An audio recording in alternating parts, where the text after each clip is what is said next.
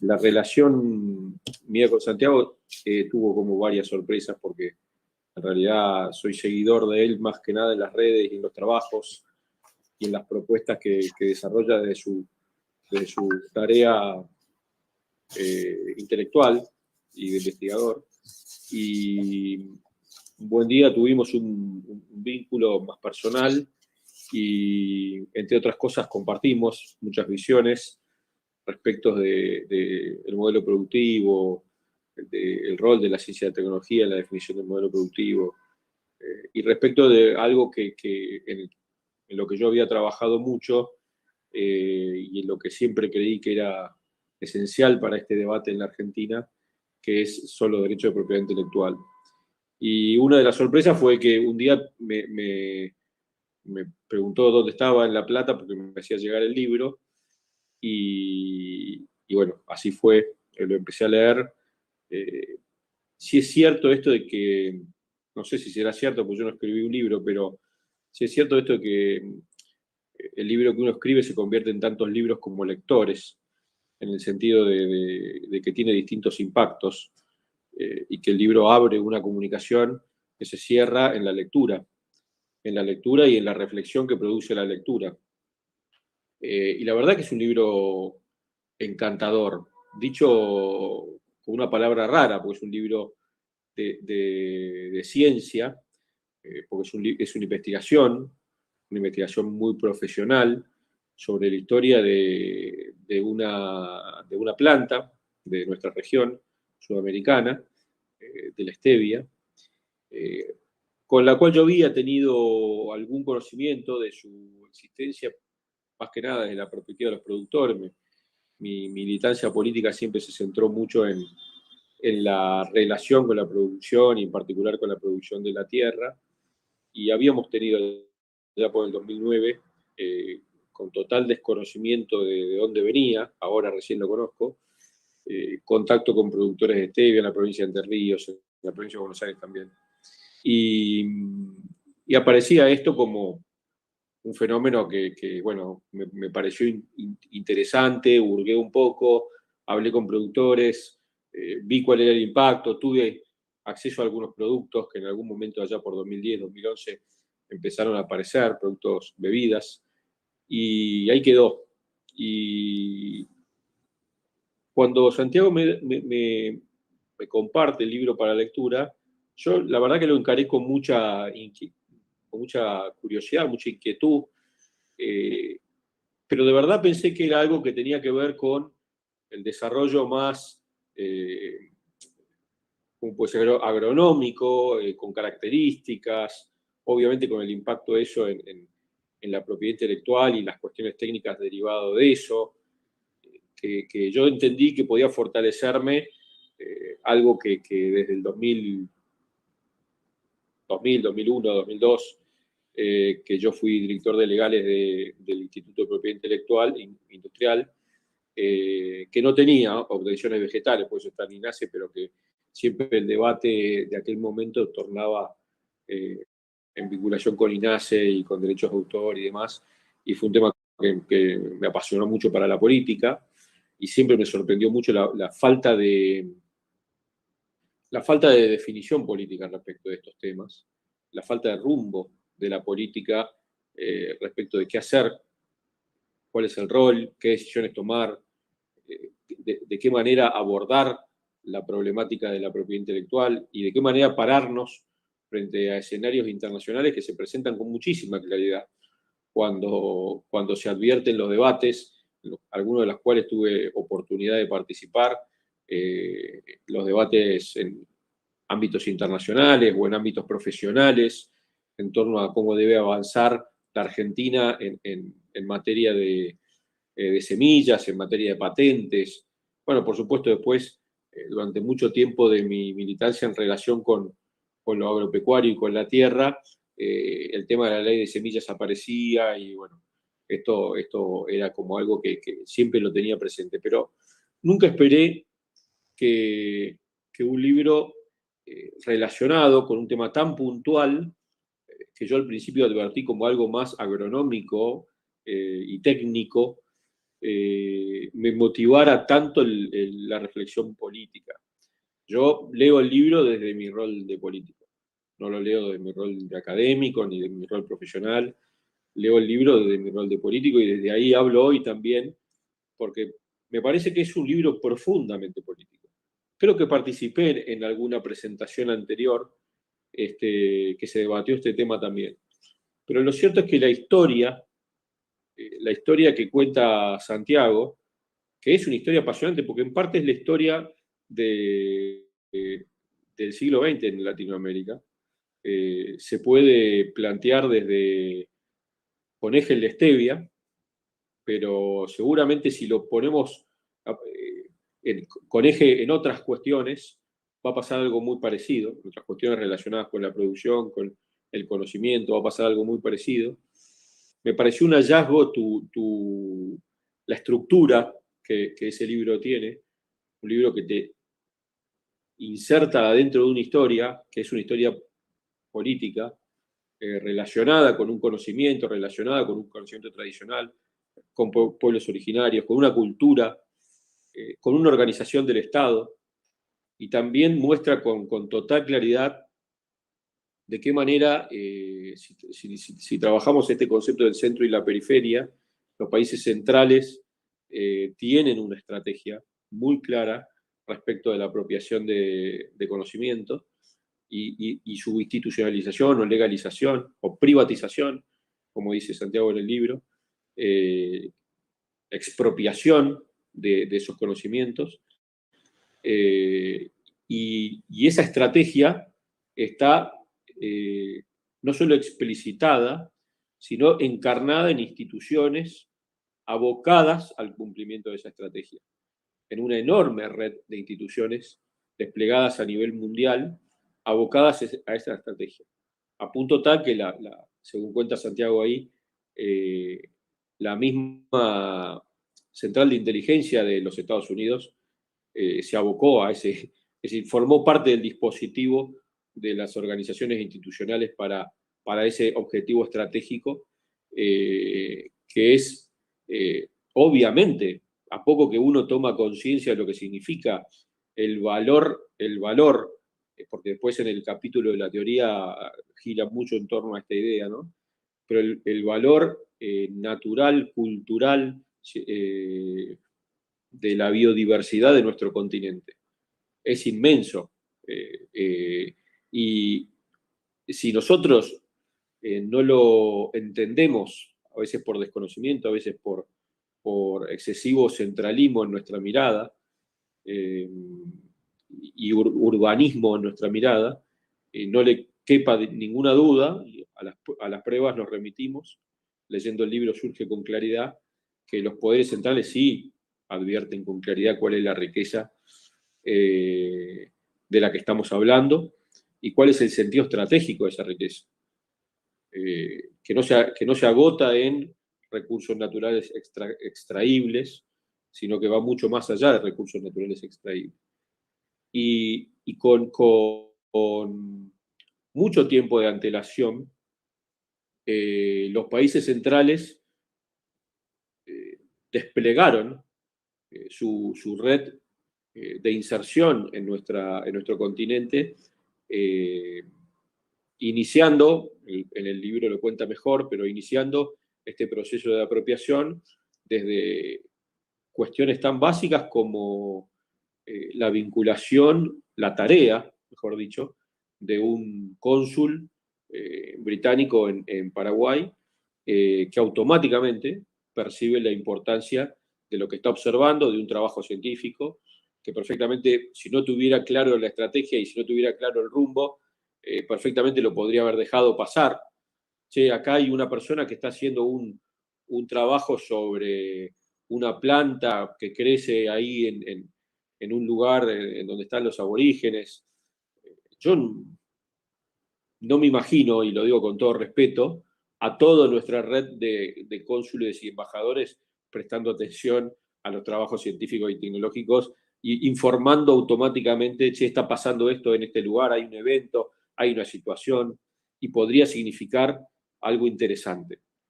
Si no hay una toma de posición previa, y un dispositivo, digamos, de tal forma, hay una toma de posición previa, que el embajador supo dónde, o el cónsul supo dónde mandar esa información, y a través de toda la historia que se cuenta en el libro, Santiago nos cuenta que no es solamente Gran Bretaña, ni Estados Unidos, ni Alemania, ni Japón, sino que todos los países centrales tienen un fuerte dispositivo estatal, que este es otro aporte interesante del libro, abocado a implementar una estrategia de apropiación de valor y de conocimiento en su desarrollo comercial mundial. Laboratorios, universidades, bueno, por supuesto, el fantástico Real Jardín Real Botánico de Londres, todo un aparato estatal, en este caso imperial, abocado a esta estrategia. Y nuestra región, yo lo sentí como un libro que impactaba sobre el desarrollo argentino, no lo sentí como un problema del Paraguay. No solo porque considero que somos parte de la nación sudamericana y lo tengo internalizado en mi concepción, y porque sé lo que fue la historia paraguaya, la que pudo haber sido y la que fue, como consecuencia también de algunas decisiones políticas de nuestras naciones en aquella famosa guerra de la Triple Alianza, y porque además, así como pasó con esta particular situación de la stevia, soy consciente de que pasa en nuestro norte, en nuestra Patagonia, en nuestra Mesopotamia, en nuestro Chaco. Es decir, todo esto no ocurre solamente en el caso particular, también en nuestra pampa húmeda, en el caso particular de la stevia. Es un formato que se replica. Y esto me motiva, obviamente que no es mi tarea promocionar la lectura del libro, pero sí decirle a Santiago y decirle a los que están escuchando que es un libro fascinante para conocer lo que pasó, pero fundamentalmente para derivar de esa historia que se completa con una exquisita teoría económica, política y filosófica sobre el final, de cómo debemos considerar al conocimiento en nuestra estrategia nacional. Me motivó casi a una suerte de decepción, pero también a una suerte de motivación esperanzadora respecto de todo lo que la Argentina aún hoy, después de atravesado todo este siglo XX, que fue definitorio en materia de biodiversidad y de posicionamiento de la Argentina frente a la propiedad intelectual, fundamentalmente porque todas las instituciones que se desarrollaron en defensa de los intereses del centro y no de la periferia. Yo me acuerdo, como director de legales del INPI, veías la proporción de patentes extranjeras respecto a las patentes nacionales y era de 9-1. Así que, digamos, es bastante contundente esta situación y muchas de esas son patentes o medicinales o no medicinales que tienen que ver con cosas que fueron apropiadas de nuestra región. Todas las patentes cosméticas o las patentes medicinales. Bueno, evidentemente, la Argentina, en su devenir y en su lucha histórica entre ser una nación meramente proveedora de materias primas o ser una nación soberana, industrializada, que apropie todo el valor del que es titular, dentro de lo cual involucro a la enorme capacidad creativa de nuestro pueblo, de los trabajadores, de los investigadores, de los docentes, y a la enorme capacidad también demostrada cultural del pueblo americano de incorporar en sí, en su identidad, a las diversidades. Eso es un valor, y es un valor que lo hemos demostrado. La mestización que se produce en nuestro pueblo, no siempre en nuestros dirigentes, con el respeto que merece tanto el originario como el criollo, es una riqueza que se expresa en cada territorio, en cada cultura, en cada proceso productivo. Y como tuve la suerte de recorrer muchas regiones de la Argentina, sé cómo se trabaja, sé qué se produce, sé cómo se produce, sé cómo se trabaja, cómo se cuida un pueblo, es decir, de qué manera se cuidan a sí mismos a partir de cómo se transmiten conocimientos de generaciones en generaciones, eh, desde cuestiones que tienen que ver con la cocina, hasta cuestiones que tienen que ver con el saber hacer de distintas cosas. Sé el orgullo que tiene cualquier trabajador rural por conocer lo que hace, y de alguna manera uno que se presenta en diálogo con o en conversación con, queda totalmente relegado y subsumido en conocimientos de los cuales uno carece, conocimientos, saberes, habilidades, que realmente te sentís humillado por la capacidad de despliegue, creatividad, conocimiento, saber, habilidad. Bueno, todo eso forma la riqueza nacional. Si la Argentina no se aboca a desarrollar una política pública que contemple la forma de organización, la organización de su pueblo, ¿en qué formas se organiza su pueblo? ¿En qué formas produce su pueblo? ¿En qué forma manufactura su pueblo? En cada región, y le incorpora a una visión nacional que abarque pero que no excluya, es decir, que no homogeneice, sino que incorpore las distintas formas, las distintas realidades en un proyecto nacional, que incorpore todo lo que pueda su desarrollo industrial en cada uno de esas producciones, que trabaje sobre una red que existe, pero que no está vinculada o no está suficientemente vinculada, o el Estado aún hoy no hace suficiente para vincular una red de conocimiento desplegado en todo el territorio, con las universidades, con los laboratorios, con los centros de investigación, con las propias empresas argentinas eh, que desarrollan su propio conocimiento. Hace poquito visitaba un laboratorio de unos amigos ahí en Junín que desarrollan productos para el agro, naturales, y algunos más químicos, otros menos químicos, pero quiero decir, con propio desarrollo nacional. Y todo eso nunca lo articulamos con la herramienta de la institucionalización de ese conocimiento a través de los derechos de propiedad industrial. Podemos discutir los derechos de propiedad industrial, podemos discutir su formato, podemos discutir si, como bien dice Santiago, si generan o no generan barreras al acceso del conocimiento, que debe difundirse, que debe circular para que una sociedad capitalice mejor ese conocimiento.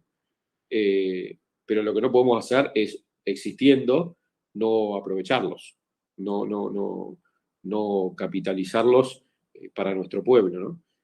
Habiendo tantas cosas, semillas, bueno, en fin, no quiero abundar en esto, pero realmente lo que me genera esta propuesta de Santiago es la sensación de retraso en la discusión política, o la sensación de desvinculación de la discusión política respecto a los problemas centrales de una estrategia nacional, de una estrategia soberana. No estamos ni siquiera empezando la discusión, Y los poderes centrales desarrollan con muchísima fortaleza instituciones, organizaciones. Bueno, lo que contás de las barreras no patentarias, sino sanitarias a los productos de la stevia a partir de la Organización Mundial de la Salud y la FAO, que estaban de alguna manera esperando que se fortalezcan algunos actores para habilitar el consumo humano y el comercio del producto. forma parte de un poder gigantesco. Que, es verdad, hoy por hoy la Argentina está en una situación de debilidad frente a eso, pero no podemos no pensar en esto, sobre todo porque todavía tenemos cosas para perder. No es que estamos en una situación en la que, bueno, los españoles ya se llevaron el litio y ya está, ya fuimos saqueados. Este es un proceso de continua pérdida si no desarrollamos normativa, conocimiento académico, protección de ese conocimiento académico y científico, y de alguna manera ir cerrando, capitalizando, ir cerrando hacia adentro todo lo que vamos generando.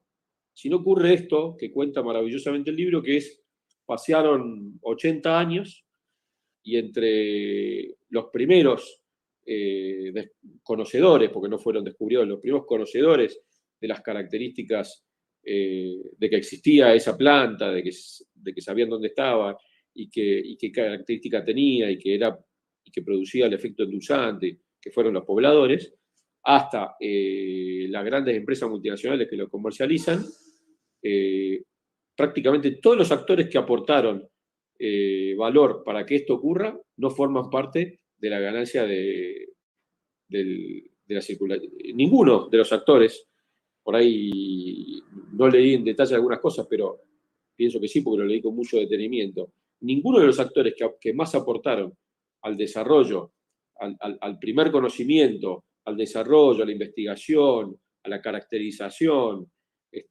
al mejoramiento de variedades, mejoramiento de circunstancias que por ahí esto de los sabores amargos y estas cuestiones que mejoraron, y una vez que estaba en condiciones de comercializarse, frenaron 10 años hasta que haya otro actor que esté en condiciones de captar todo ese valor y de llevárselo para las 4 multinacionales que operan en la cuestión. Me parece que es un libro que convoca al pensamiento nacional, es un libro que convoca a una estrategia nacional. Es desesperante el libro, de alguna manera, Santiago, porque uno lo lee con angustia, pero a la vez es motivador. Así que de mi parte no creo estar aportando, ni era mi intención aportar más que lo que el libro dice, pero sí contarles que es un libro esencial para proponernos como país un modelo de desarrollo que contempla a las personas, que contempla las culturas, que contempla a los territorios y a las comunidades, y que eso lo ponga en valor en términos del producto final. Imagínense si la Argentina o Latinoamérica pudiera incorporar en productos desarrollados, manufacturados, con valor agregado, todo lo que significa en términos existenciales, culturales, la cultura americana. La cultura sudamericana, la cultura original, la cultura criolla, la diversidad. Imagínense lo que podría ser en esta instancia, y con esto termino, del mundo, en donde hay un debate profundo respecto al modelo productivo y sus impactos.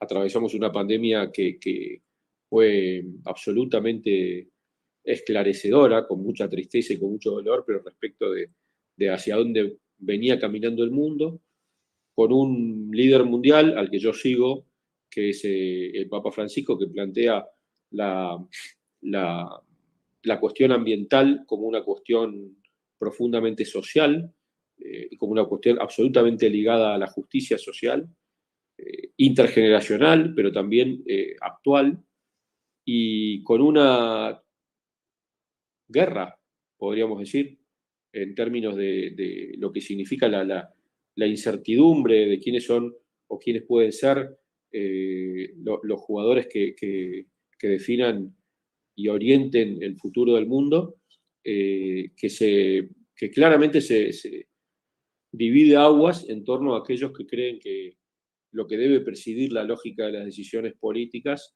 mundiales es el flujo del dinero, el correcto flujo del dinero y el fortalecimiento de los sistemas financieros, o los que pensamos que es absolutamente indispensable revalorizar las comunidades, las vinculaciones entre personas y las particularidades de las personas en esas comunidades, y creemos que el destino y la felicidad del hombre como de la persona, ¿no? Del hombre y de la mujer naturalmente, pero como un objetivo de estrategia nacional, como lo planteaba el general Perón en el año 44, la felicidad del pueblo como un objetivo de estrategia nacional. No, en el marco de una charla sobre defensa nacional. Mirá, Santiago, si no es una cuestión de defensa nacional, la defensa de los recursos naturales y de los conocimientos de nuestro pueblo. Así que, bueno, desde la perspectiva de la defensa, desde la perspectiva de la producción, desde la perspectiva de la distribución, desde la perspectiva de la justicia social, desde la perspectiva de la soberanía política y desde la perspectiva de la independencia económica, el pensamiento sobre qué formato, qué modelo le vamos a dar a nuestro modelo productivo y a nuestro modelo científico y tecnológico integrado con el modelo productivo es absolutamente determinante. Y repito, una dirigencia política que ni siquiera empezó a debatir este tema. Gracias.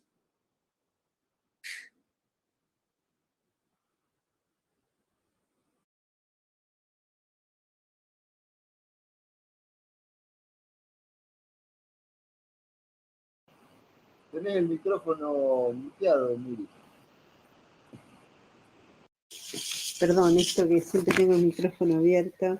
Bueno, muchísimas gracias, Mariano. Ahora estaríamos dando paso a José Sbatella. No sé si se encuentra por ahí. José.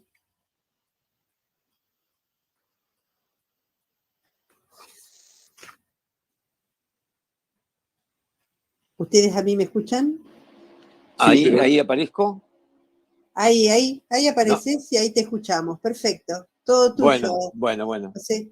Bueno, sí, con estos problemitas de estar hace mucho tiempo de práctica, pero siempre pasa algo, digamos, con estas cosas de la informática. Acá estamos.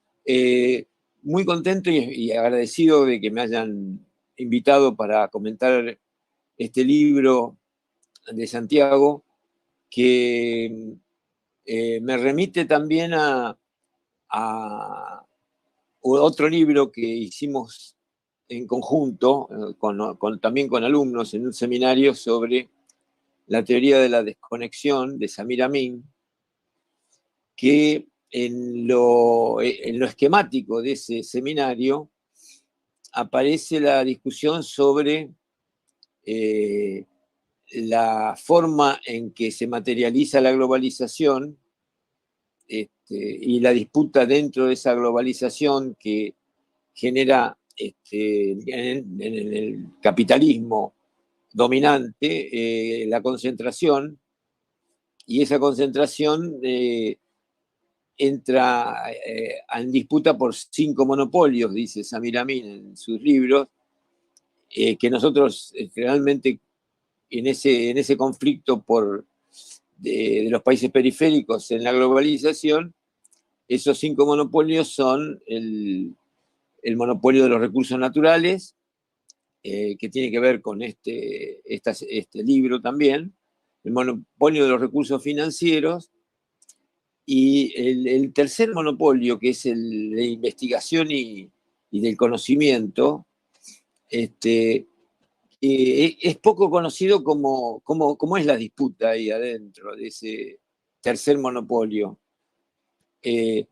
Para redondear la presentación, es decir, estos 3 monopolios, recursos naturales, recursos financieros, o sea, quien emite la divisa, y la investigación y desarrollo, se complementan con que la investigación y desarrollo también genera el cuarto monopolio, dice Samir Amin, que son las armas de destrucción masiva, y el quinto monopolio, que es parte de la discusión que en Argentina es continua, es que los monopolios de la información legalizan todos los otros monopolios. O sea, y el libro toca aspectos ligados en tres partes, ¿no? En la parte de los recursos naturales, porque esto es un recurso natural que era desconocido y que era, digamos, resguardado en una pequeña región del Paraguay y de una comunidad, la guaraní,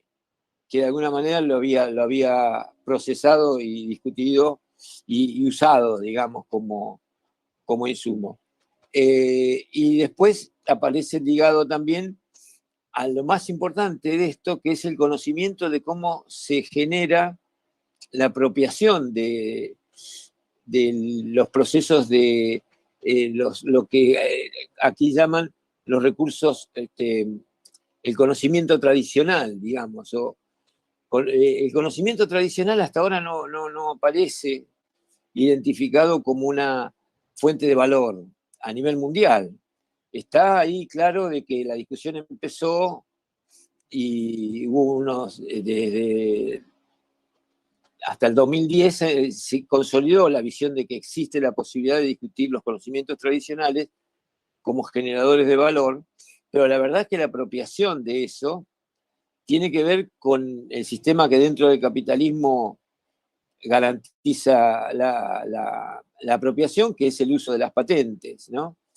Y este libro de alguna manera muestra descarnadamente cómo se apropian del conocimiento tradicional un sector comercial que lo transforma en una mercancía y que en esa apropiación también está el despojo no solo del conocimiento, sino que la forma de producir hace que se elimine prácticamente, como se muestra ahí en el libro, el producto natural que crece y solo queda en uso en el producto ya domesticado por el hombre en explotaciones capitalistas. O sea que los guaraníes que lo descubrieron lo perdieron totalmente y además de eso perdieron hasta la naturaleza que lo cobijaba y además, como se muestra también ahí, y por eso insisto que me parece que es bueno leerlo todo porque es una novela tragedia para un sector de la sociedad paraguaya y los guaraníes, pero que muestra cómo esto se puede haber reproducido en infinidad de situaciones de cultivos tradicionales y de alguna manera también de cultivos no tradicionales en Argentina. Es decir, acá tenemos a Monsanto apropiándose de la patente de las semillas y, digamos, como una batalla en el área esta del conocimiento, ¿no? Entonces, a mí me pareció importante porque ese seminario que hicimos nosotros en la Facultad de Desarrollo Social mostraba cómo se generaba la discusión en los recursos naturales y cómo la apropiación de la energía, de los recursos de la tierra y los productos de la tierra era un combate eterno, digamos, entre centro y periferia, pero no estaba tan explicitado como está el tercer monopolio de investigación y desarrollo. Con lo estratégico que es, no hay muchas investigaciones que muestren cómo se desarrolla esto. Así que este libro está bueno porque muestra esa apropiación que genera valor y cómo, digamos, desplaza a los generadores de esa, a los que podían ser beneficiarios de alguna manera. Así que a mí me interesó la parte económica de esto porque esto permite valorizar, a ver, por lo menos, aunque más no sea impositivamente, el esquema que luego se debería transformar en subsidios a estas comunidades que viven como parias en el medio del Amazonas, digamos, ¿no? Entonces, mostrarlo eso, cómo se generó y cómo se está usando, me parece una de las situaciones más trascendentes. Además de que el libro muestra y profundiza el esquema de cómo esto afecta la generación de la teoría de los valores, ¿no? La teoría del valor económica, que ahí en una parte se toca, en realidad las teorías del valor vigentes en economía, los que estudiamos de economía, tenemos la teoría del valor trabajo o la objetiva, que son las horas de trabajo socialmente necesarias, decía Marx, para producir un bien, pero ya ligado a la producción industrial, en fábrica. Y después está la teoría que inventaron para tratar de destruir la teoría del valor trabajo, los liberales extremos, donde consiguieron después de 100 años inventar una teoría donde el valor se fija por los deseos del consumidor, ¿no? Que es la teoría hoy en boga en todas las universidades dominantes e incluso en sectores que parecerían progresistas, pero la teoría del valor por la subjetividad del consumidor, y que esos son los que demandan y fijan el precio según las necesidades, es toda la teoría casi hegemónica en las universidades. Está la teoría del valor trabajo, que de alguna manera termina cuestionando el capitalismo y la propiedad privada, que eso es lo que intentó demostrar Marx, pero ninguno se había metido con el esquema de la teoría de la valoración de los conocimientos en esto, que cambia un poquito es decir, los conocimientos tradicionales y que permitirían valorar algo que no tienen precio en la historia económica, ¿no? Y habría que ponerle precio o por lo menos ponerle impuesto al uso de esos conocimientos tradicionales. Eso me motivó en la parte económica a profundizar y realmente genera una inquietud porque justamente las situaciones de dominio que hay sobre los recursos naturales o sobre las finanzas internacionales son los más vistos. Pero el ejercicio que se está haciendo en este libro del pesimismo de la inteligencia, porque eso es lo que está atrás, es decir, mostrar cómo un conocimiento ancestral se transformó en una mercancía y que genera, por lo que dice ahí, 5.000% de aumento en las ventas en los últimos 10 años y de 10 millones de dólares a 500 millones de dólares de ventas, digamos. Entonces, eso motivó también que yo me fuera a averiguar dónde se vendían y me encontré acá con la cajita de Equal Sweet Stevia en uno de los supermercados. Existe esto, porque yo hasta que no soy agnóstico, entonces si no veo, no creo.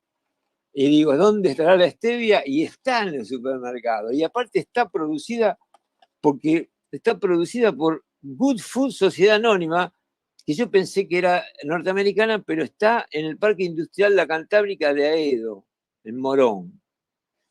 Y figura como industria argentina, pero abajo dice Paraguay, endulzante de mesa, polvo, stevia y sucralosa, libre de gluten. Y en esta ya lo mezclaron, como no puede el capitalismo hacer las cosas normal, le pusieron con zinc. O sea que ya están mezclando la stevia con zinc para la inmunidad. Dice, el zinc se encuentra en las células de todo el cuerpo porque ayuda al sistema inmunológico a combatir bacterias y virus. O sea que esto es azúcar con zinc. O sea que ya vamos a verla a la stevia con otra serie de propiedades. Pero evidentemente le están sacando, porque no era que estaba la cajita sola, era gigante en un supermercado mayorista, la cajita de stevia. Y como lo que dice en la cajita es que prácticamente es equivalente, esto chiquitito, que es un sobrecito, es equivalente a 2 cucharadas grandes de azúcar, por la cantidad de potencia que tiene en endulzar la stevia, y prácticamente tiene 3 calorías por día si uno consume 2 veces esto, y 0 gramos de grasa, de sodio y de colesterol. O sea, que es bárbara la stevia, de acuerdo a cómo está vendida.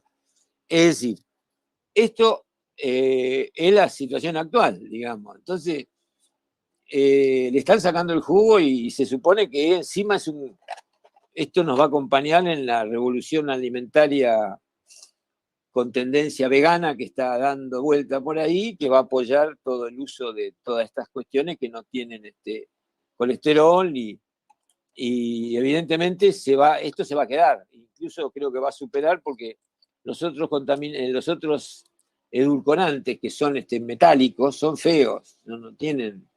Esto yo lo voy a probar ahora, pero vamos a ver cómo es. A lo que voy es esto. El pesimismo de la inteligencia, que es una de las formas que trabajamos en el seminario para ver cómo está funcionando el sistema capitalista, acá lo vemos en concreto. Cómo se generó un bien que de ser un conocimiento tradicional pasó a ser una mercancía en el capitalismo global. Y atrás de esto está la discusión de por qué son dueños estos sectores con una patente. Y en el actual capitalismo, la única forma de apropiarse de algo de los beneficios es el sistema impositivo. Pero en la práctica, la gran discusión a futuro es por qué la patente tiene que quedar privada, digamos, una vez que se desmenuza el origen de esto, ¿no? ¿Por qué razón esto tiene que ser un conocimiento solo de esta Gould, como la empresa que nombré recién, que es dueña de esa patente y lo están produciendo? Y también pone en discusión lo que la pandemia esta puso en discusión, el por qué ese conocimiento no es socializado una vez que cumplió una etapa, por lo menos, y por qué no genera beneficio a las comunidades de origen, ¿no? Es decir, y sí es muy importante desde el punto de vista de la discusión de la desconexión, cómo en el esquema de investigación y desarrollo, que es el fundamento luego del cuarto monopolio, que las armas de destrucción masiva, pero cómo eso y las patentes van juntos, o sea, las patentes mundiales y el uso de las patentes en los medicamentos y acá, permite una apropiación de valor que nunca queda muy clara en el sistema de comercio mundial y que acá se muestra cómo se podría, de alguna manera, iniciar la búsqueda de la reparación. En lo económico es tratar de que esta gente de alguna manera devuelva en esa zona de Paraguay algo de lo que se están y lo que pueden estar ganando. Y esto es un problema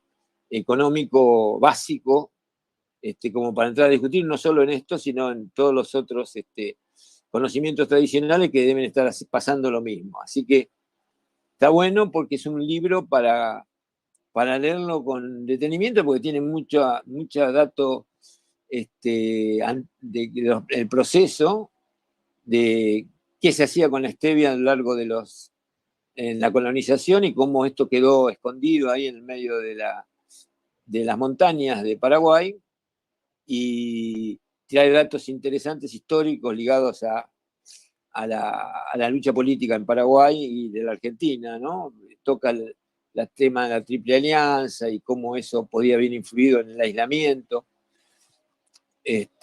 Así que está bueno para leerlo. Y eso es lo que me parece que lo que yo quería motivar. Felicitaciones, Santiago. Un abrazo y nada más.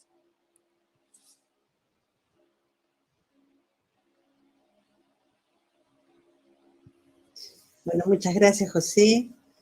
Muy interesante. Ambos comentaristas. Santiago, adelante, si te parece, con tu exposición. Buenas tardes. ¿Me escuchan bien? Sí. Bien. Bueno, ante todo, muchas gracias, por supuesto, a los organizadores, a Miriam, a Francisco, a quienes están llevando adelante estas jornadas en la Universidad del Centro, y por supuesto a quienes me antecedieron en la palabra, a Mariano, a José.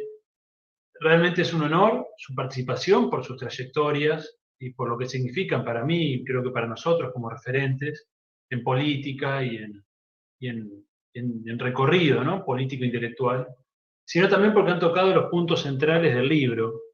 Y bueno, quisiera simplemente compartir algunas reflexiones. Me gustaría no excederme de las 1:30 para tener un rato para poder hacer algunos intercambios, algunas preguntas que pueden probablemente enriquecer este encuentro, ¿no? Voy a partir de algunas cosas que dijo Mariano, seguramente también toque algunas cosas que dijo Pepe. Lo primero es que sobrevuela en el libro un desvelo, una preocupación, que es una preocupación política, que es una preocupación sentida, que es la preocupación por el desarrollo latinoamericano, ¿cierto? Por el desarrollo nacional, por la angustia que nos provoca la situación en la que estamos como país, como región. Si no tomamos en cuenta ese punto de partida que tiene que ver con la dimensión ética, si ustedes quieren, ya que están en las jornadas descoloniales, ¿no? Tiene que ver con la dimensión de la analéctica, dice Dussel, ¿no? La apertura hacia el sufrimiento del otro, hacia el otro, ¿no? Porque seguramente los que estamos acá no pertenecemos a las clases oprimidas, más excluidas de nuestro continente, ¿no? Si hay una preocupación, que es la preocupación por el desarrollo nacional y latinoamericano. Y desde ahí llego al puerto de la pregunta por la relación entre ciencia y política, ¿no? Esto que decía Mariano muy bien, que es, bueno, ¿cómo se enriquecen estas dos dimensiones? Porque la política, que es la orientación de los asuntos comunes, ¿no? La dirección del destino de la comunidad, en el sentido más amplio del término, ¿no? De la política. Si la política está, o parte, mejor dicho, de un mal concepto, de un conocimiento errado, probablemente va a llegar a un mal destino, ¿cierto? Sí, si no tenemos un conocimiento de la realidad sobre la cual se desenvuelve la comunidad nacional, esa acción política no va a llegar a buen destino, ¿cierto?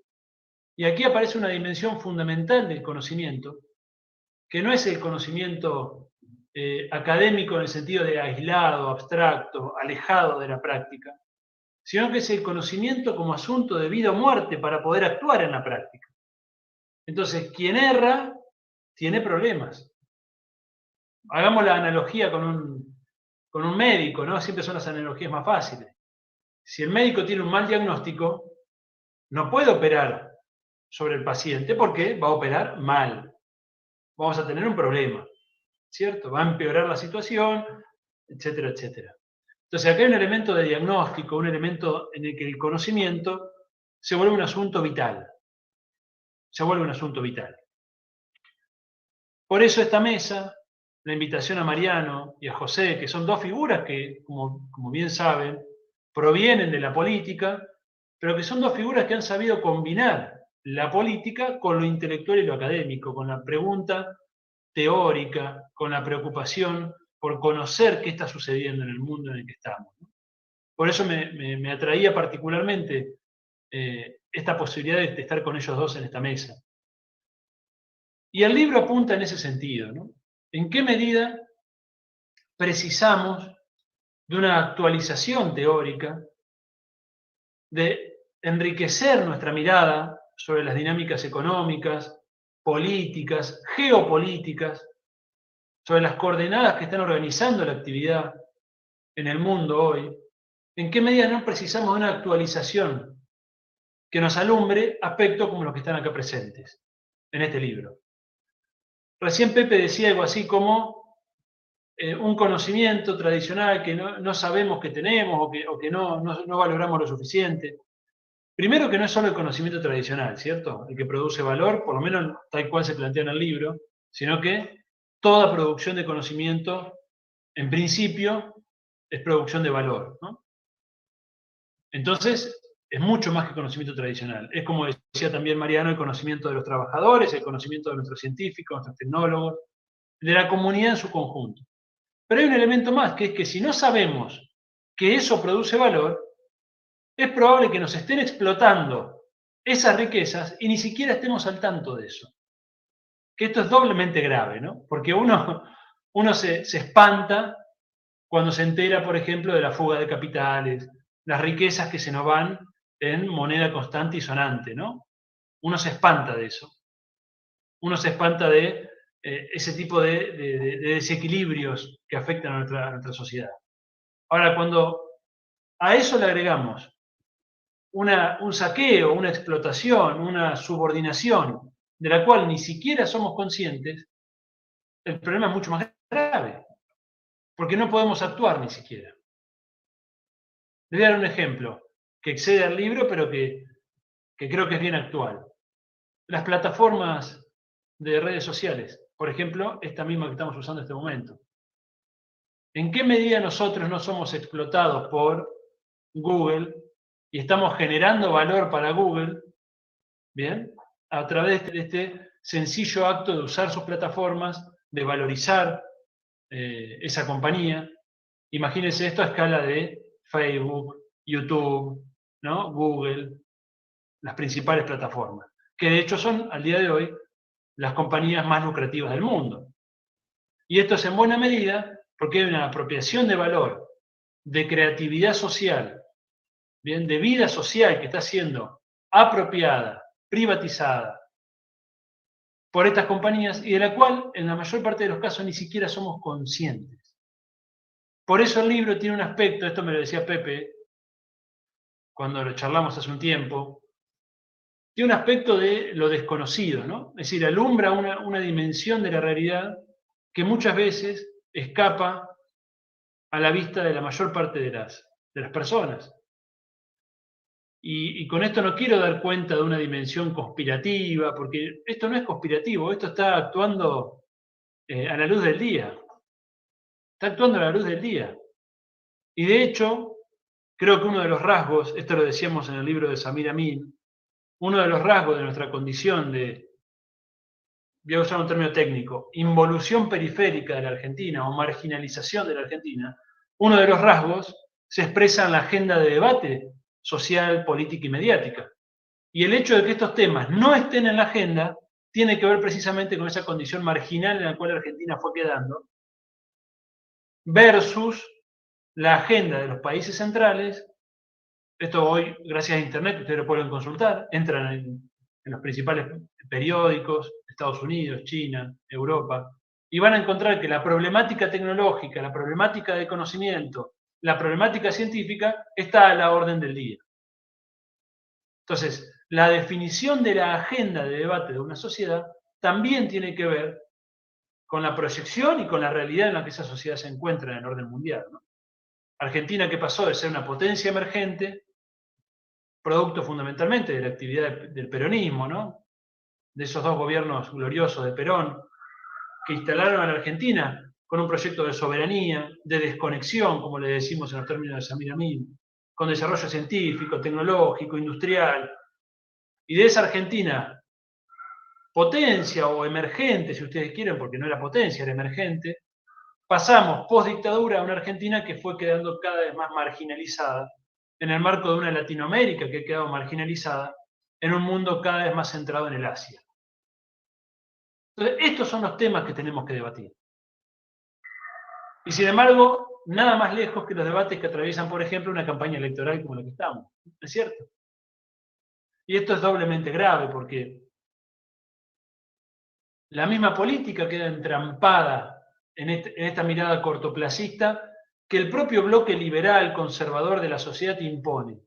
Esta es la gran dificultad que tenemos, ¿no? Fíjense que nosotros no tenemos ni siquiera hemos logrado un consenso a nivel social, estoy hablando de todo el arco político, no hemos logrado un consenso acerca de la importancia de la ciencia y la tecnología para el desarrollo. Estamos en el siglo XXI, donde a todas luces es evidente el papel de la ciencia y la tecnología para el desarrollo, y sin embargo, un gobierno neoliberal vuelve al poder y lo primero que hace es desfinanciar la ciencia y la tecnología. Desjerarquizarla. Eliminar el ministerio. Esto es una locura. Es una locura. Que en pleno siglo XXI, cuando las potencias del mundo dirimen su lugar, su competitividad económica, su supremacía geopolítica, el mundo entero se debate acerca de qué lugar ocupan en la carrera científico-tecnológica, asume un gobierno y lo que hace es desfinanciar la ciencia y la tecnología. Entonces tenemos un problema serio. que tenemos, sobre el cual tenemos que actuar.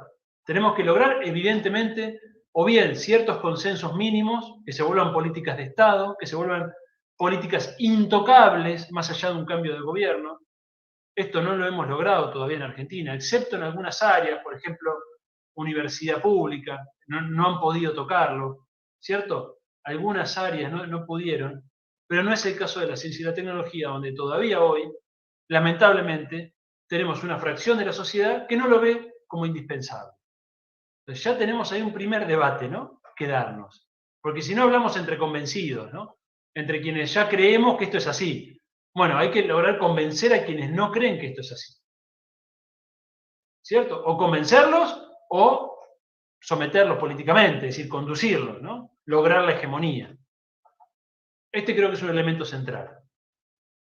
Y luego están debates más profundos, que sin embargo son necesarios, a nivel de la dirigencia por lo menos, a nivel de una sociedad es más difícil, por supuesto, que ya tienen que ver con políticas industriales, con políticas de propiedad intelectual, sin las cuales no es posible un proceso hoy de desarrollo sostenido en el tiempo. Quiero ser claro en esto. Quiero ser claro en esto. A mí a veces me preguntan, cuando ustedes plantean la desconexión, ¿qué están pensando? Corea del Norte, Cuba. ¿Y saben qué les digo siempre? ¿Querés un ejemplo de desconexión? Estados Unidos. ¿Querés un ejemplo de desconexión? China, Alemania, Rusia. ¿Por qué? Fíjense el libro lo que cuenta. Cuando tuvieron que levantar barreras sanitarias para proteger su desarrollo industrial en el sector de los edulcorantes, lo hicieron sin ningún prurito. Y cuando pragmáticamente a ellos les sirvió bajar esas barreras para aprovechar un mercado que nacía a nivel global, bajaron las barreras. Eso es política industrial, eso es política tecnológica, eso es inteligencia estratégica, eso es proyecto nacional. Entonces, a mí me gusta siempre pararme desde ahí, ¿no? Porque a veces cuando te preguntan eso suele haber un recelo de atrás de decir, bueno, este tipo está pensando una cosa idílica, utópica, que ya no existe. No.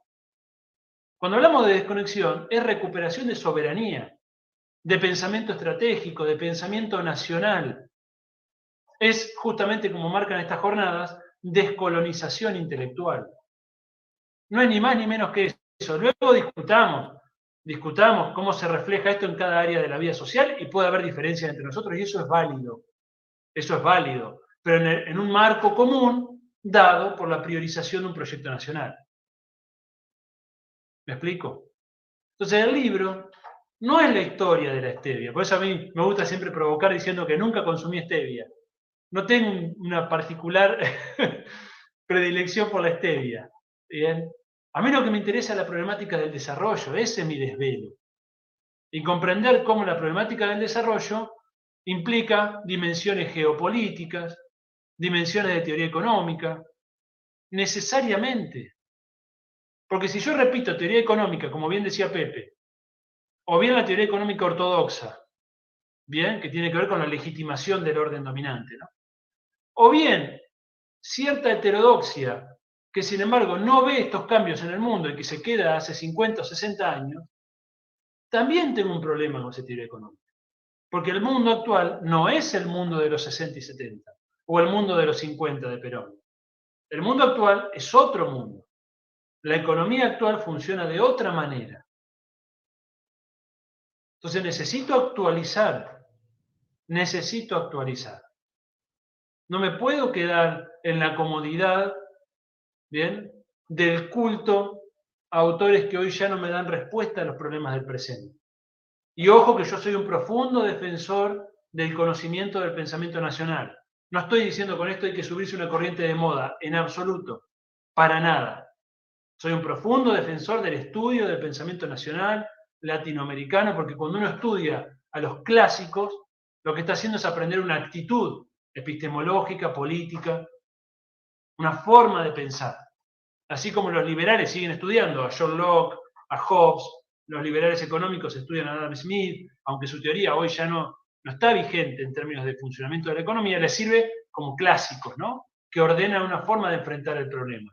Nosotros tenemos que estudiar nuestros clásicos, nuestra formación universitaria, esto lo decía José Martí, Esto lo decía José Martí, ¿cierto? Tiene que partir de nuestros autores. Y fíjense qué lejos estamos todavía hoy. Pero no para quedarnos ahí. Ese es el punto. Tampoco nos sirve la galería de los intocables, ¿no? Es decir, esa cosa de, bueno, el pensamiento nacional se queda en Forja, Jauretche, Scalabrini, que son maestros, pero son maestros porque pensaron en su época los problemas de su época. El pensamiento nacional tiene que demostrarse activo y vivo enfrentando los problemas del presente. Ustedes me dirán, ¿qué tiene que ver todo esto con el libro? Al final no contó nada del libro, de los paraguayos, de los guaraníes, de Moisés Bertoni. Es que el libro trata justamente sobre esto. Argentina necesita recuperar una actitud creativa, necesita volver a pensar en grande, necesita salir de la cancha marcada por la derecha, por el pensamiento liberal conservador, que nos pone a discutir la agenda que ellos quieren que discutamos. Muy bien recuperaba Mariano un texto que también recuperamos con Pepe hace un año cuando sacamos una reflexión en la Agencia Pacurondo, que es la conferencia de Perón en la Cátedra de Defensa Nacional, que es un texto formidable, ¿no? Y es muy interesante la actitud epistemológica que propone ahí el general Perón, ¿no? No era general todavía, era coronel. Es muy interesante cómo está pensando la dimensión estratégica, cómo saca a la Argentina de un letargo, de un debate que estaba atrasado, de un debate que estaba encerrado en las coordenadas de la década infame, y Perón lo ubica en un nuevo lugar. Hoy yo creo que la Argentina necesita eso, ¿no? Ayer rememoramos el aniversario del fallecimiento de Néstor Kirchner, y si Néstor tuvo una cualidad, está claro que fue esa, ¿no? Volver a permitirnos pensar en grande. Pensar en grande. Entonces, analizar con pasión para aquellos que hacemos ciencia, aquellos que estamos en la universidad. El pensamiento no puede ser una cosa desapasionada, el pensamiento no puede ser un engorde de currículum, el pensamiento no puede ser una cosa fría que no te movilice. Yo siempre se lo digo a mis tesistas y becarios, ¿no? Busquen un objeto que ustedes le vean importancia, como decía Barsaski. Importa la verdad, pero también importa la importancia, el impacto. ¿Qué queremos lograr con esto? ¿Qué realidad queremos transformar? Porque estamos rodeados, y esto lo sabemos muy bien, estamos rodeados por una realidad de subdesarrollo, de desigualdad, de miseria, ¿cierto? Las leyes que estamos festejando son lamentablemente leyes de un país subdesarrollado, personas en situación de calle, digamos, y son aspectos positivos en el sentido de que tiene que ver con la contención social, ¿bien? Pero no deja de ser leyes que son defensivas. ¿Cuándo vamos a pasar a la ofensiva? Ese es el espíritu que necesita la Argentina, ¿no? Bueno, me gustaría intercambiar con ustedes algunas ideas y estoy abierto a las preguntas y los intercambios. Muchas gracias.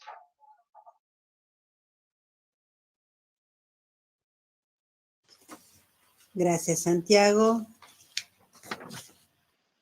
Bueno, si Pepe, Mariano querrían hacer alguna intervención o los compañeros están porque hay alguna. Sí, José, adelante. Está muteado. Estás muteado. Ahí ¿ahora? Va. No.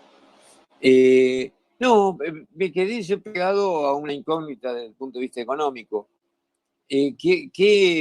Cuando se habla de la jurisprudencia que está apareciendo, si hubo efectividades conducentes en esa jurisprudencia de reconocimiento de, digamos, o resarcimiento de los conocimientos tradicionales, si hay algún antecedente, o por ahí nombrás a la India que hizo un registro de eso.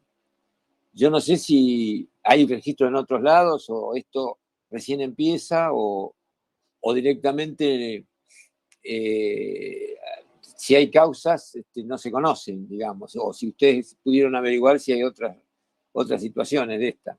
Nada más. Sí, me parece que la respuesta sería hay diferentes estrategias, Pepe. Hay diferentes estrategias. La estrategia de India fue la de bloquear el patentamiento de sus conocimientos tradicionales mediante la publicación de esos conocimientos. Como el conocimiento ya está publicado, no puede ser patentado. Eso es una estrategia, si vos querés, desmercantilizadora. Y creo que parte del punto de partida que es que no pueden con estos pulpos y estos multinacionales. Es decir, la situación de disparidad es tan grande entre una comunidad originaria, un pueblo campesino y cualquiera de estas grandes corporaciones, es tan grande la disparidad. Imagínense bufetes de abogados, litigios judiciales a nivel internacional, costosos en dólares, que creo que India adoptó una estrategia inteligente en ese sentido. No es que no se puedan hacer productos comerciales con los conocimientos de la India. Lo que no se puede es patentarlos. ¿Bien? O sea, bloquean esa opción que ellos entendían que limitaba la propia capacidad de India de insertarse con esos productos. Porque si una compañía multinacional patentaba un conocimiento que en verdad ya existía en India, pero lo patentaba, luego India quería insertarse en el mercado con ese conocimiento, ya no podía hacerlo porque estaba privatizado. Entonces es una estrategia, fíjense, es muy interesante lo de India, ¿no? Creo que es uno de los países que hay que mirar en este momento. Ya está, creo que es sexta economía en el mundo, India, no es un país, ¿no? Es uno de los grandes países y junto a Turquía me parece que tiene una estrategia inteligente de jugar a dos puntas, ¿no? Entre China y Estados Unidos. Son dos países, ¿no? Entre el bloque China, Rusia y Estados Unidos, Turquía y India, me parece que tienen una estrategia nacional, en ambos casos, muy interesante. India, si vos te fijás en esa estrategia, es una estrategia defensiva-ofensiva, ¿no? Porque es defensiva en un sentido, bloquea la acción de las corporaciones norteamericanas, sobre todo chinas, europeas, y por otro lado, le permite ofensivamente a su país desarrollar esas producciones, ¿no? Después hay algunos casos, para mí son anecdóticos, me han preguntado ya por esto, yo estuve buscando, hay el caso de una comunidad africana que le ganó un juicio a Cargill, y Cargill les tuvo que dar parte de sus ganancias, pero imagínense que esto no representa la realidad del problema, ¿no? Incluso en Paraguay tuve la oportunidad de presentar el libro algunas veces, y sé que allá está el intento de parte de las comunidades de insertarse en este debate, ¿no? Y ver la posibilidad de pelear por distribución de ganancias. Yo la verdad, por supuesto no soy nadie para decirle a las comunidades lo que tienen que hacer. Creo que hay que pensar en estrategias múltiples, no podés atarte a un único modelo. Creo que ese conocimiento, esa jurisprudencia internacional, tenés que ver si te sirve o no te sirve en función de cada situación. No tendría una respuesta general, Pepe. No creo que sea la solución al problema, si querés te lo digo así. O sea, sería un poco ingenuo o muy ingenuo creer que organismos internacionales, Naciones Unidas, que está muy desvalorizado en este mundo actual, no son las Naciones Unidas de hace 30 o 40 años, las Naciones Unidas están siendo, o sea, quedaron como parte de una geopolítica de la Guerra Fría que no es la geopolítica actual, hoy hay otros organismos más importantes. Entonces no tienen un poder ¿no? de actuación y de enforcement, ¿no? Como dicen los abogados, de presión sobre estas corporaciones. Así que yo no soy ingenuo al respecto y no creo que tenga demasiada implicancia en términos concretos.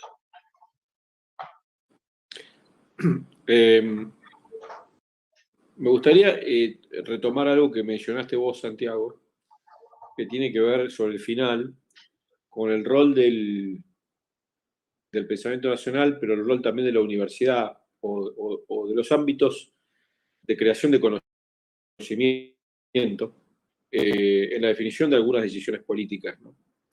En esto yo me voy a poner un poco del lado de mi palo, que es el rubro de la política, en tono crítico, porque advierto hace muchos años, no de ahora, una ausencia de método de incorporación de actores concretos que forman parte interesada en los debates en la toma de decisiones. Hay como algunos lugares comunes en donde, si suponete vamos a tratar el tema de la ley de semillas, hablamos con los semilleros, pero ya es un poco más raro hablar con los productores, ya es un poco más raro hablar con los que trabajan distintos tipos de producciones, o sea, no solamente las producciones de la pampa húmeda. Es mucho más raro hablar con las universidades. Y a mí me ha tocado, lo pongo como ejemplo, no por autorreferencial, sino porque ya en aquel momento, estoy hablando hace casi 20 años, me llamó mucho la atención cómo funcionarios, casi te diría burocracia, debatían en ámbitos absolutamente cerrados si a la Argentina le convenía adherir a la UPOV 91, que es la organización de la propiedad de obtenciones vegetales o derechos de obtentor en las plantas, porque en la Argentina no se patentan las semillas, sino que se protegen por ese derecho de obtentor, que es una convención más beneficiosa para los grandes generadores de obtenciones, o si otorgábamos derechos exclusivos de comercialización, o si definíamos una mayor apertura. En aquel momento el debate pasaba más por las patentes farmacéuticas, en la época de Todman y eso, no sé si algunos recuerdan, por ahí los más chicos no. Pero un debate en donde la comunidad interesada, y fundamentalmente la comunidad del conocimiento, estaba ausente. ¿Cómo, más allá de la posición crítica que yo asumo, de que la política no tiene método para tomar decisiones con los actores de la comunidad, ¿cómo te imaginás hablándole a los alumnos y a los miembros de la comunidad educativa de la universidad o investigadores que podríamos trabajar esta situación de, motoricemos el debate de la discusión política con la gente que forma parte y que aparte aporta conocimiento? No sé si se entiende la inquietud, pero a mí me parece que hay un método de decisión política encapsulado y que no toma contacto con la dinámica. Y vos mencionaste la necesidad de actualizar. ¿De qué manera vamos a actualizar si ni siquiera nos estamos disponiendo a escuchar y a ver? Desde el punto de vista metodológico, digo, no digo una actitud personal ni nada, sino desde el punto de vista metodológico institucional. No hay una disposición institucional a escuchar y a ver sobre qué decidir y cómo decidir. Muy interesante, Mariano. No sé si tengo la respuesta. Me parece que es un camino a recorrer y parece que es interesante. Justo estaba leyendo a Carlos Matus, el gran planificador latinoamericano, ¿no? Chileno, fallecido a fines de los 90. Tremendo autor y referente. Y él justamente hablaba de esto, ¿no? La política no tiene método, decía él. Y su preocupación fundamental fue la vinculación entre ciencia y política, ¿no? ¿Cómo logramos esto que vos te estás planteando como preocupación? Yo tengo una participación esporádica en la política, más bien me siento parte y deambulo en la academia, ¿no? En la universidad y la ciencia y eso. Digamos, si tengo que hacer la crítica, la haría más hacia ese sector porque es que conozco más de adentro, ¿no? Y creo que así como la responsabilidad, o sea, así como la política tiene responsabilidad, creo que la ciencia y la academia, la universidad tienen una profunda responsabilidad también en esa disociación, ¿no? Digo, no culparía solamente a la dirigencia política, sino que creo que también hay una responsabilidad profunda en la universidad y creo que hay elementos epistemológicos que discutir, ¿no? Un ejemplo es que la producción de conocimiento en general aparece desvinculada de sus consecuencias, ¿no? Es decir, la ética de la responsabilidad, en términos clásicos, ¿no? Queda para el político. El político asume las responsabilidades, en el mejor de los casos, se somete al escrutinio de la elección popular, etcétera, etcétera. La academia produce conocimientos verdaderos, en el mejor de los casos, etcétera, etcétera. Y uno se encuentra con una fuerte dificultad, esto lo vemos en nuestra revista, en Ciencia, Tecnología y Política, cuando les pedís a los universitarios y científicos que su producción de conocimiento esté asociada a la propuesta. Nosotros en nuestra revista le pedimos a todos los autores que cuando presenten una problemática, presenten la propuesta sobre cómo transformar ese problema. Y la respuesta que nos encontramos en general es, nunca lo pensé. Nunca pensé cómo solucionar este problema. Yo cuento el problema, pero no sé cómo resolverlo. Entonces, hay un problema, evidentemente, ahí. Fíjense que yo estoy reproduciendo la misma matriz, ¿no? Es decir, estoy evidenciando un problema y no tengo muy claro cómo se resuelve, ¿no? Porque a vos te habrá pasado en tu trayectoria también, que muchas veces la universidad tampoco te aporta lo que vos estás necesitando como político, como dirigente de un organismo, ¿bien? De un municipio. Muchas veces no encontrás tampoco esas respuestas en el tipo de producción académica, que muchas veces es endogámica, ¿no? Endogámica quiero decir regida por los propios criterios de evaluación de la propia comunidad, ¿sí? Desvinculado del contexto, e incluso muchas veces institucionalmente existen trabas para esa vinculación. Esto está muchas veces ha sido expresado por los investigadores del CONICET, ¿no? Cuando dicen, no me puedo poner a trabajar para la demanda del político, del funcionario, porque si yo no produzco lo que me pide luego la evaluación del CONICET, me retraso en mi carrera, no puedo ascender, etc. Entonces termina, institucionalmente no se ve favorecido tampoco ese vínculo. Entonces tenemos un problema que creo que tiene que ver con las dos partes, y que en definitiva tiene que ver, creo yo, con una matriz liberal de fondo.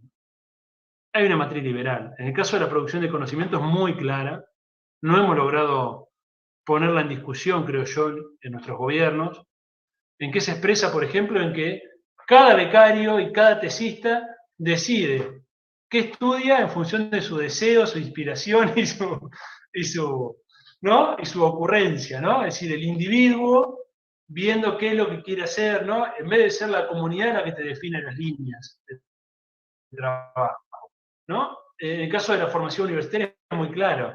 Buena parte de los países del mundo definen la oferta educativa que van a ofrecer a los jóvenes en función de las necesidades del país. Esto no es que ocurre así en Cuba, ocurre así en países como Alemania, ocurre en China y ocurre en Rusia, y ocurre en muchos países del mundo que dicen, bueno, necesitamos tantos abogados, tantos ingenieros, tantos enfermeros, y vas previendo. Eso es una matriz antiliberal, si ustedes quieren, ¿no? Porque es la comunidad por encima del individuo definiendo, ¿bien?, hacia dónde se dirige la cosa. Y en la política creo que también tenemos una mirada muy liberal todavía, ¿no? Muy liberal, muy desprovista de lo orgánico de una sociedad. Se nos cuesta todavía vernos como esa totalidad que somos, ¿no? Y creo que esa dispersión liberal tiene que ver con una de las causas de esta disociación. Yo no sé bien cuáles son esos puentes, Mariano. Creo que hay que construirlos.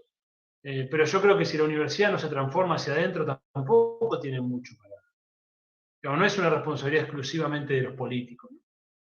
Estos espacios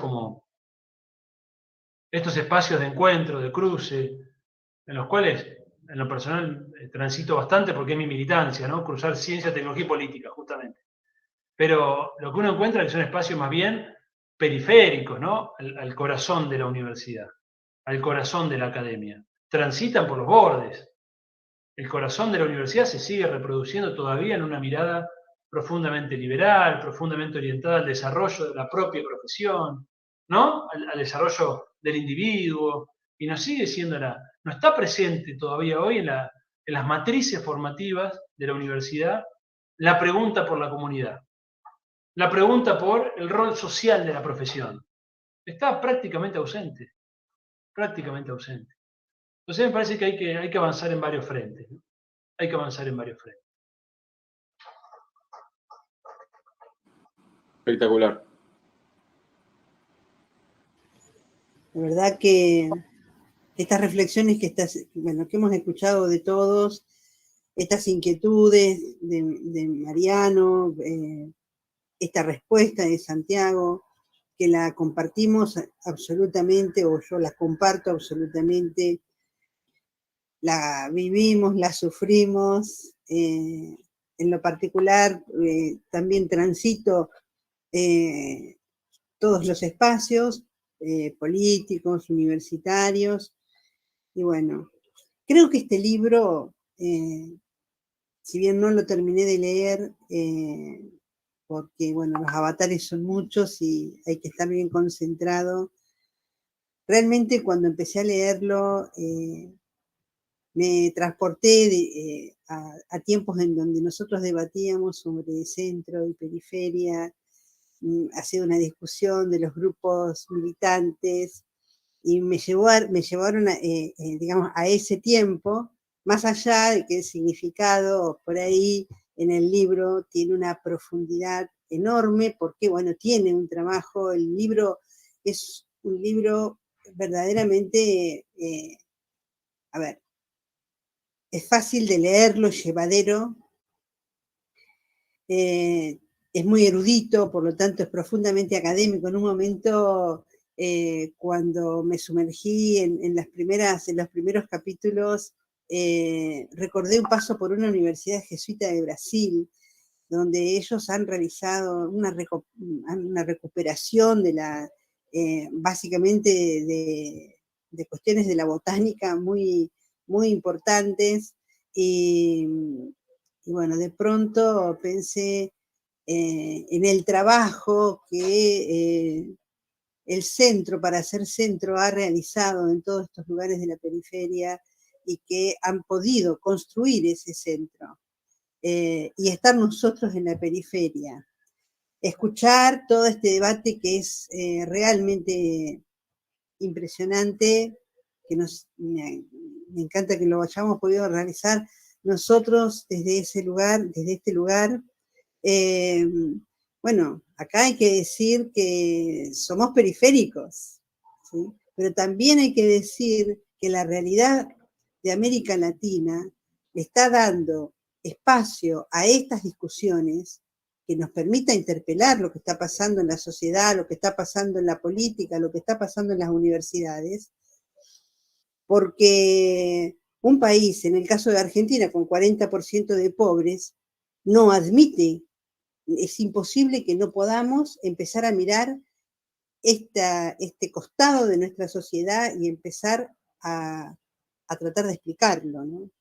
Y cuando se hablaba de la universidad, yo pensaba, por ejemplo, con el tema de las semillas, con todo esto que planteaba Mariano, que muchas veces, tanto en el CONICET, en el INTA o determinados lugares, los que llegan a esos espacios de decisión, que quizás hasta provengan de las universidades públicas o en esos espacios, en esos directorios, habría que ver cómo votan.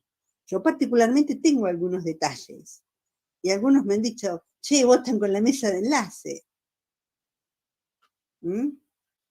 Entonces, ahí me parece que hay una producción de conocimiento en todos estos espacios de la periferia que engordan el centro y o que fortalecen o construyen ese centro, y que sé que, bueno, Santiago puede hablar de eso mucho mejor que yo, por supuesto, pero porque es su tarea, porque es su trabajo. No, bueno, no somos optimistas, pero estamos abriendo estos caminos, como el que nosotros estamos dando pasos en nuestra universidad, y que empieza a ser sencillo, porque no sencillo, porque lo venimos amasando, pero el conjunto de la comunidad universitaria no pasa de tener una aproximación en la discusión teórica de las cuestiones de la extensión crítica, de las teorías críticas en general. Ahora, de ahí a un compromiso y a una asociación con lo político, que hay que darlo, estamos lejos de eso, ¿sí? Bueno, quería un poco decir esto que me he inspirado en ustedes, básicamente.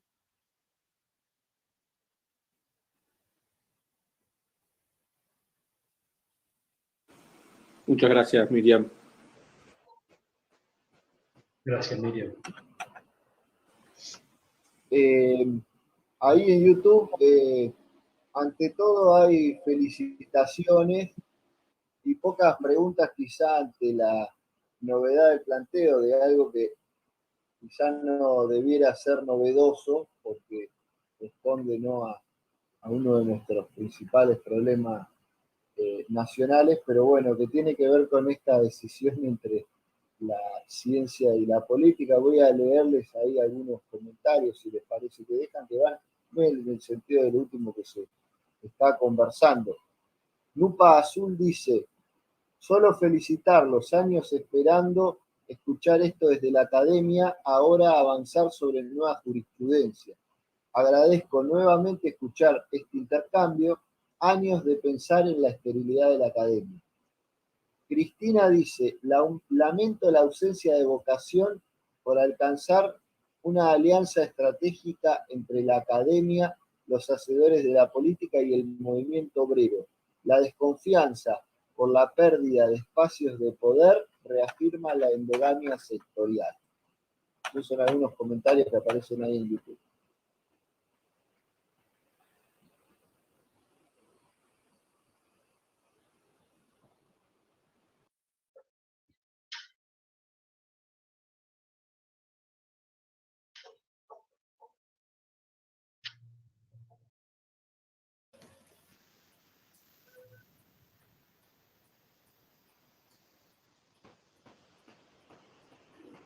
Realmente a mí creo que lo importante de todo esto es cuando repasemos todas estas jornadas y logremos una síntesis, esperemos poder tener, bueno, esperemos no, vamos a darnos ese trabajo interno, realmente el producto va a ser muy interesante. Yo creo, Santiago, que el libro que nos ofreces, que ojalá existan muchos libros de estos, son absolutamente pedagógicos, son libros importantes porque combina todo lo que es una impronta una fuertemente académica, con un trabajo importante en todo lo que significa la investigación, la reflexión teórica y es posible, digamos, hacer un planteo de carácter político fuerte en función de todo lo que se está planteando. Realmente que las personas de la política, que ojalá tengan, bueno, o que están en funciones, o que tienen funciones, que estén visualizando la escasez de diálogo o de interés, o, bueno, la imposibilidad de poder legislar o estar ocupados en legislación de realmente de temas que son acuciantes y que ocupan, y que no nos están permitiendo pensar en una planificación que hable de para dónde vamos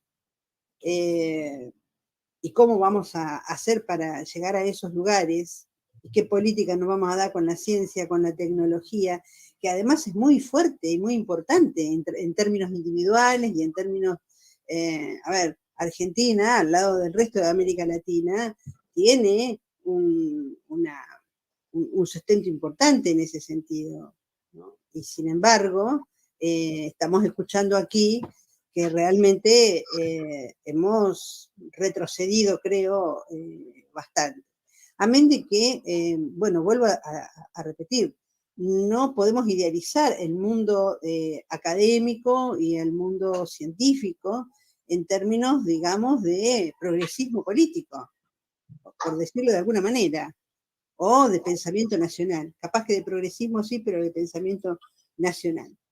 Y hay una cuestión de formación de base que tiene que ver con qué estamos enseñando en nuestras aulas. Y esto, bueno, también es el debate hacia adentro que estaba planteando Santiago, ¿no? Hace un ratito, que se tiene que dar, en este caso, la universidad, ¿no? Que yo particularmente creo que sus estructuras de gobierno en alguna medida tienen, bueno, han dado algunos pasos positivos en el sentido de mayor compromiso social y político, pero no así se han generado estos cambios y estas, digamos, análisis críticos y estas posturas críticas y el debate de estas ideas adentro de las aulas, por decirlo de alguna manera, que es donde se está formando el futuro de este país, ¿no? Hay algo, pero... Miriam, digo algo nomás para cerrar y ya. Lo primero que quería retomar es que no quiero para nada dar un mensaje pesimista. Me parece que quienes somos militantes, quienes nos consideramos militantes, tenemos una responsabilidad, los intelectuales, los dirigentes más, de no hacer una pedagogía del pesimismo, ¿no? porque los pueblos derrotados no vencen. Y el pesimismo que hoy hace escuela, ¿no? En el posmodernismo, en todas las corrientes que favorecen la liberación individual, pero no colectiva ni nacional, ¿no? Es decir, eso, lo que sobrevuela en todas esas corrientes es el pesimismo. Como no se puede transformar nada, bueno, me preocupo por mí yo, ¿no? Por el cuidado de mí y todas esas corrientes. Entonces, lo primero que tenemos que discutir es, cuando con Pepe decimos el pesimismo de la inteligencia, estamos diciendo en el sentido de un análisis realista de las tendencias, ¿no? Del mundo. No estamos diciendo que el pesimismo sea el punto de llegada, ni mucho menos. Por eso decimos pesimismo de la inteligencia, optimismo de la voluntad, ¿no? Conocer para transformar. Ahí está el elemento optimista.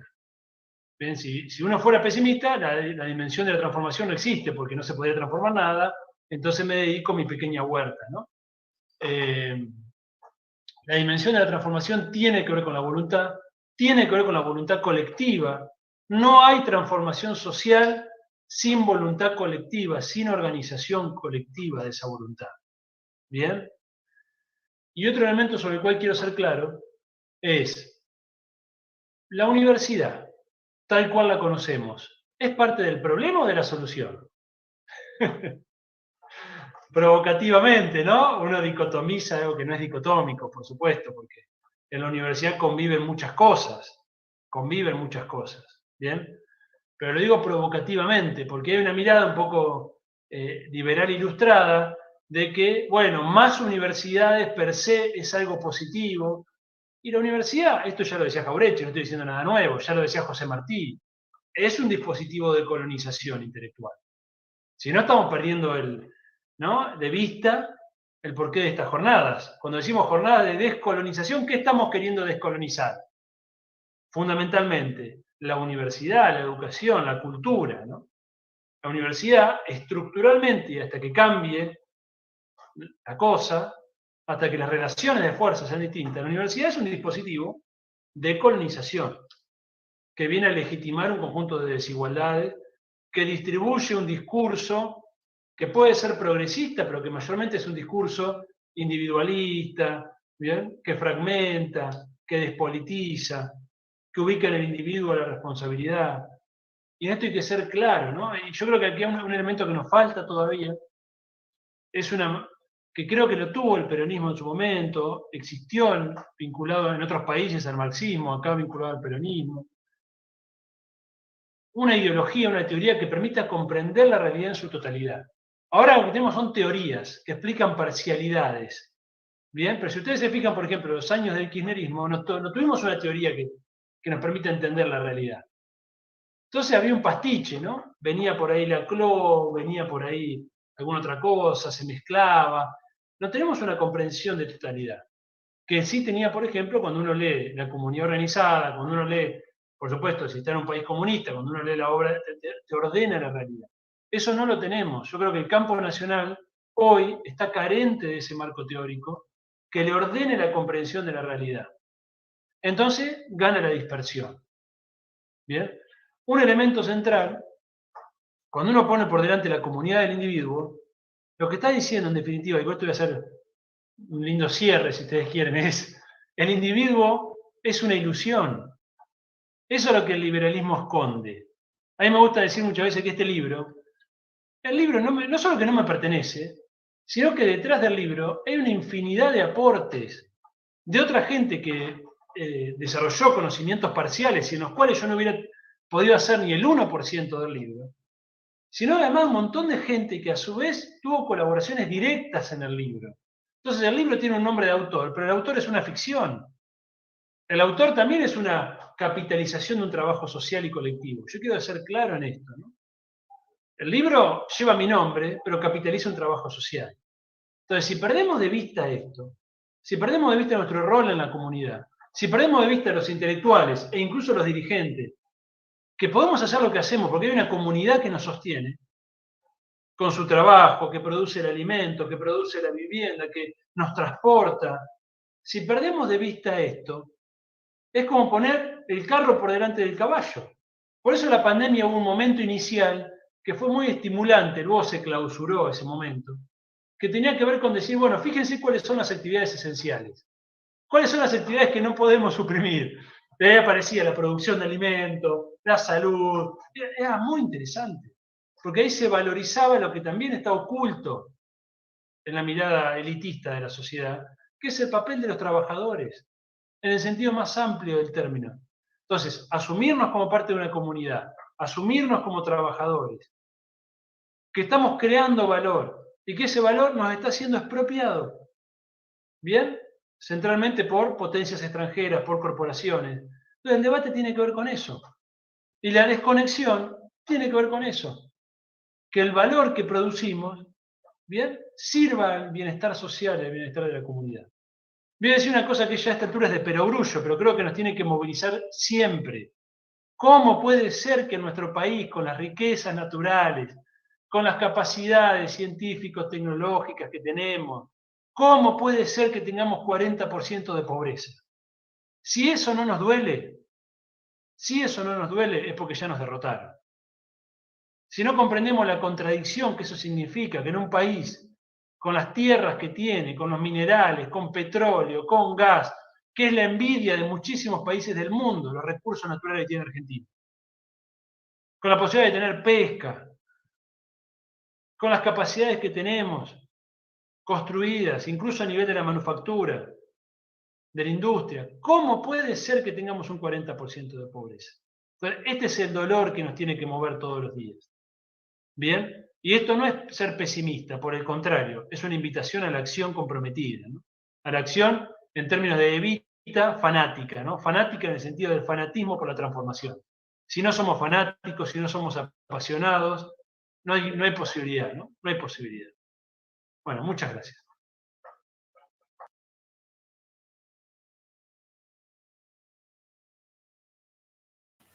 Muchísimas gracias.